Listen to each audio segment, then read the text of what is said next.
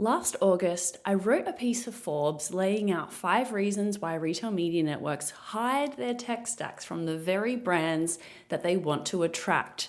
These factors include shame, financial narrative control, the knowledge gap, margin protection, and fear of being copied. I polled verified brand side buyers alongside the piece. Does knowing a retailer's ad tech stack influence your spending decisions? 88% of brands and agencies said yes. Then in January, Costco's Mark Williamson, AVP of Retail Media, walked on stage at an NRF side event and put his entire tech stack on a series of slides in front of customers, observers, and competitors. It was a bold move, underscored by the fact that nearly everyone in the room raised their phones immediately to photograph it. I wrote about it for my column at The Drum at the time. This week, I hosted a live stream with Mark Williamson and Jon Flugstad, who is the Chief Business Officer at MetaRouter, who sponsored the live stream, to talk in part about how such transparency is working out at Costco Velocity, the new name for the retailer's media network. Let's jump in. So Mark has been in retail media for 15 years across Sam's Club, Ahold Delhaize, Epsilon, and CitrusAd. He has been the insecure retail media network leader who didn't want to talk about his platform.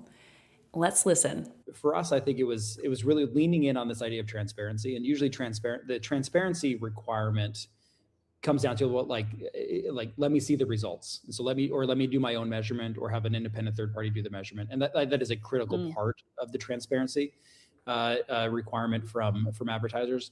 But in this case, though, I just feel like on paper, Costco's not going to win any hackathons or any digital innovation awards. That's not what our core competency is. And so I would say like part of the motivation was like I feel like we need to I think we've got a good idea here, and I think it is at least mildly differentiated. I don't think we're inventing any new. We're not inventing any new technology. I think there's a lot of in our setup. But having worked in retail media specifically for 15 years at multiple different places, like there are a lot of original sins. So there's some jaded people in our ecosystem. I've been one of those people. So Mark decided that Costco would win on honesty about what they're building and where the gaps are. Even if agencies are buying or brands are buying, like at the end of the day, we are doing partnerships with people that supply goods to Costco that our members love. And I feel like it's our obligation to respect them enough to tell them what we're doing and how we're doing it. And that may come with some warts. There are gaps in our stack. There are things that we're still building. There's some things that we have that don't work as well as we want.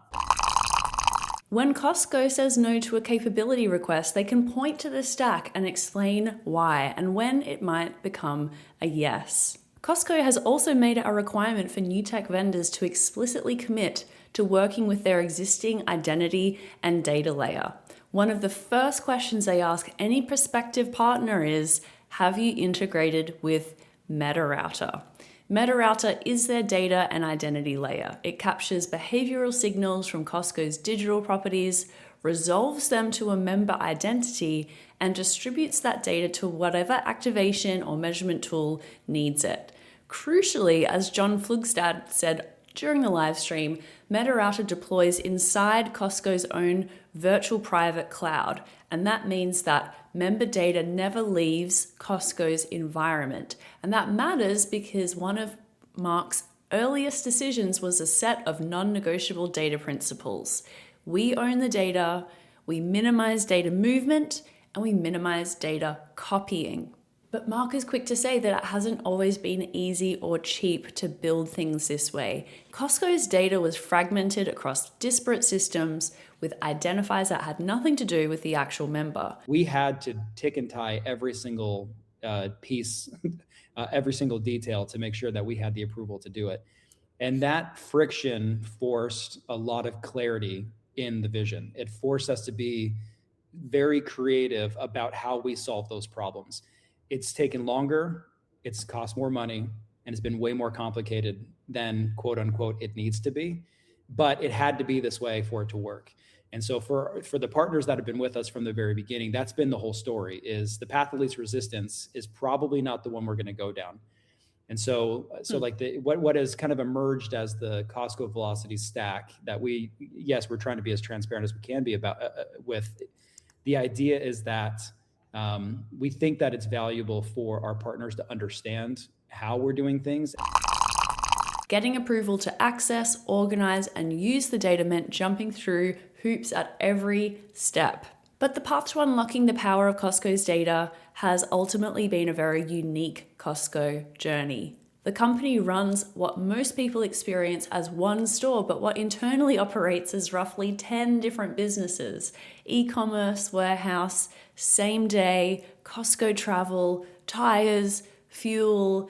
Each has its own systems, each has its own P&L, and so stitching those together to resolve at the member level is the foundational work that everything else depends on.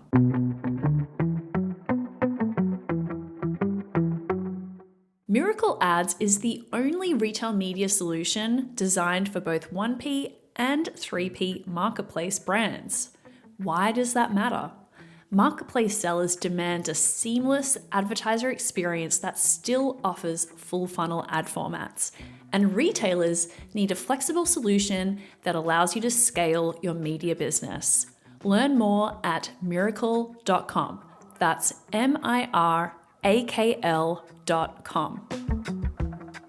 5 years ago, the vendor landscape was thinner, but now there are more options on the table. Let's hear from Jon Flugstad from MetaRouter. Mark and the Costco crew have this really interesting opportunity, kind of being a late mover, if you will, in retail media to basically like build modern tooling in the right way in all the ways you talked about it. But it's like a built-in arbitrage opportunity. Like they can be innovative and sort of like stand out in a way because they're building it to solve all these problems that others have seen and with like modern infrastructure in a new way. And so I think that's where you can like get an advantage around some of the transparency and like kind of bully pulpit the announcement over the top around like what you're building.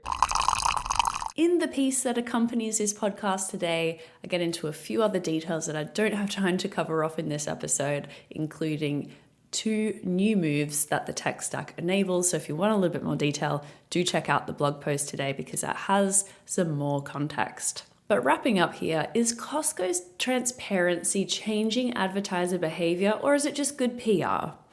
Well, it's probably a little bit of both.